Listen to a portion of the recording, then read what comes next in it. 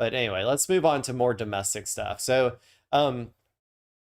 we've been there's been some redistricting fights and stuff going on lately. America is the country of gerrymandering. So where you make the most absurdly drawn districts you possibly can in order to get the political outcomes you want in terms of congressional seats in these various states. So it all started when Texas decided to this past year, I think Texas decided to gerrymander away, I think like 2 or 3 blue or like Democrat seats in Congress from Texas. And so ever since then, California and now Virginia have been starting their gerrymandering process. So this is a video about that. Let's go ahead and see what's going on here. And then I'll give some commentary and opinions. Another legal hurdle tonight after Virginia voters approved a congressional map that gives Democrats the edge in the upcoming midterm elections. A judge just blocked the state from certifying last night's redistricting results. He cited multiple reasons, including what he calls misleading language on the ballot and that the legislature did not follow its own rules for passing the referendum. The Virginia Supreme Court, though, will ultimately decide the issue in the coming weeks. In the meantime, President Trump and... Well, that's annoying. This is going to be so annoying if judges get in the fucking way of this stuff, because they allow it, like every judge allows this to happen in like Republican states. If the actual judges get in the way of this shit, if this is also a referendum on a ballot, I think that my personal opinion is that it should supersede judges. That like maybe if they do actually think that it was like trickery, and it is like against the actual like desires of the people, then maybe it would be okay. But in general, I think that if there's a direct act of democracy such as a ballot measure, I think it should supersede judges' rulings and stuff. MAGA are melting down. Trump basically claimed that the election was rigged and blamed mail-in ballots, while Ari Fleischer, who's usually pretty friendly to Trump and very friendly to Republicans, says, I should also point out that the GOP will now lose net seats across the country. If you're going to pick a fight, at least win it. The other side will always fight back. All of this was foreseeable and avoidable. We should not have started the fight. Yeah, that's referring to the Texas redistricting, which kind of set off this. But let's be honest, though, Republicans have been gerrymandering like very heavily for a long time, and Democrats do it too, but not to the extent that Republicans have. So most of their states and districts have already been redistricted like in crazy ways that give them an insane advantage in the House compared to the Democrats. The Democrats are just finally starting to do like a tiny fraction of what the Republicans have done historically, which I'm all for, honestly. Michael, you're a Virginian. Yeah. I mean, look, it's kind of unfortunate. I mean, history is on the side of Democrats. We already know that. The party of the president typically loses seats in the House. You look at the president's approval ratings. Mathematically, that also has implications in terms of what that net loss could be. So the question, if you're a strategist on the Republican side, is how do you diminish what those losses potentially are? And the gerrymandering, which is pretty unprecedented, makes it really, really difficult to factor in multiple variables to see, well, will Dems have a 25-seat, 30-seat loss, or will it be slightly less? I think it may be slightly less. You still have the Supreme Court and their ruling coming soon on Section 2 of the voting rights. That could have serious implications, particularly in a lot of southern states. So I don't really know how this is going to play out. Should they have done it, is the question. No, I don't think so. I think reducing the incentive. So this person wants Democrats to lose. He wants Republicans to win. I mean, honestly, like, okay, these are the rules that we have set up. And I think AOC said it best when she said, the Democrats have proposed legislation for a complete and total independent body, like bipartisan, like body that would draw the districts, okay, which I think would be the best option. But Republicans are never going to sign on to that. So if they're not going to sign on to that, then you should make it as painful as possible for them. And I mean, like, go nutty mode. Like in Virginia, they made it so it was 10, like I think like 10 Democrats to like 1 Republican or something. Now I'm saying like do that all over the country. like every single state in the world that the Republicans want, let's just have Democrats let's have Democrats go ahead and draw up a single Republican district in in every blue state, and every single other seat will be blue. And then we'll just have, like, for instance, New York can be like 30 Democrat seats and 1 Republican seat. And like same with, like, I don't know, every, like, Illinois or every blue state that exists. Let's just do that. And then eventually they'll have to be like, okay, now that you guys are actually, like, winning a lot more, we're gonna agree to this the bipartisan thing of, like, independent. Like, I think that's the only way we get there, because as long as Republicans are like benefiting from gerrymandering, they're never going to sign on to that legislation. The other good thing I would say about doing this is that Democrats, by and large, have not gerrymandered nearly as much as Republicans historically. So Republicans, there's only so much that you can gerrymander.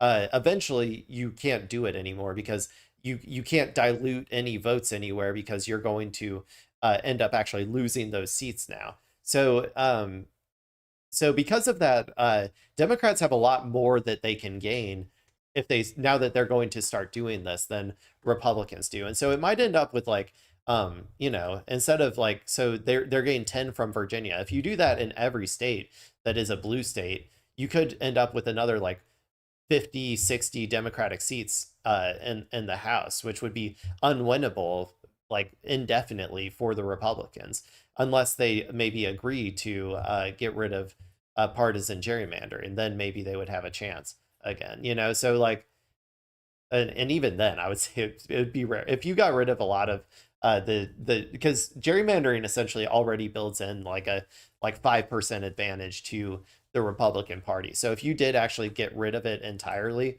it would, the break even, like, I think that Democrats would win Congress, at least, a lot more often.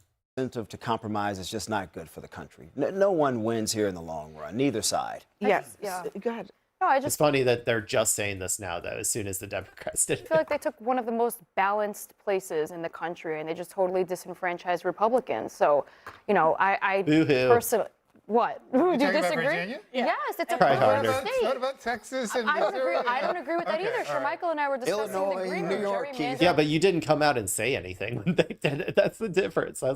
Is you didn't come out and say anything. You only cared about it when Democrats did it. This is the classic hypocrisy of the media, because in general, the media aligns more with Republicans because they think that Republicans will protect the elites more in general, and they're probably right to an extent.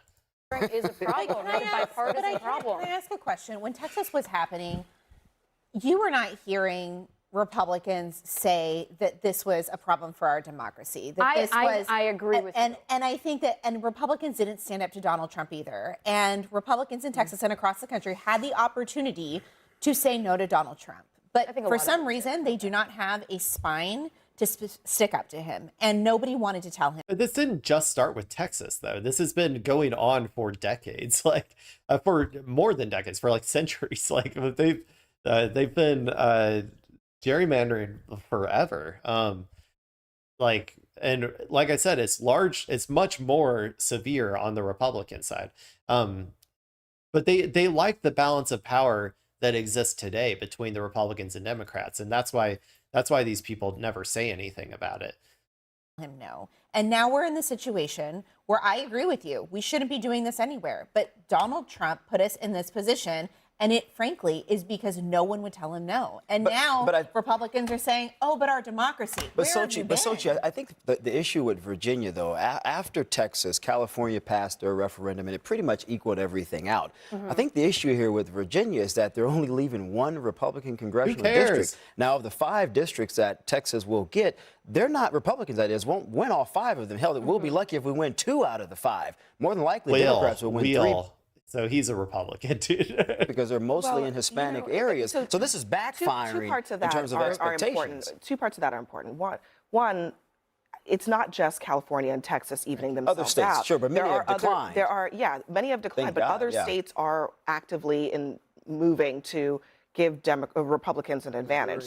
If these are the rules, if these are the rules that we're going to play by, that gerrymandering is legal, then gerrymandering is legal for all sides. So I say go for it. So Dems. now with Virginia, we're actually in a more even place where the advantage is probably neutralized. Well, But Dems, here's we're not even in a even place because of the historic legacy that has favored Republicans due to Republican gerrymandering.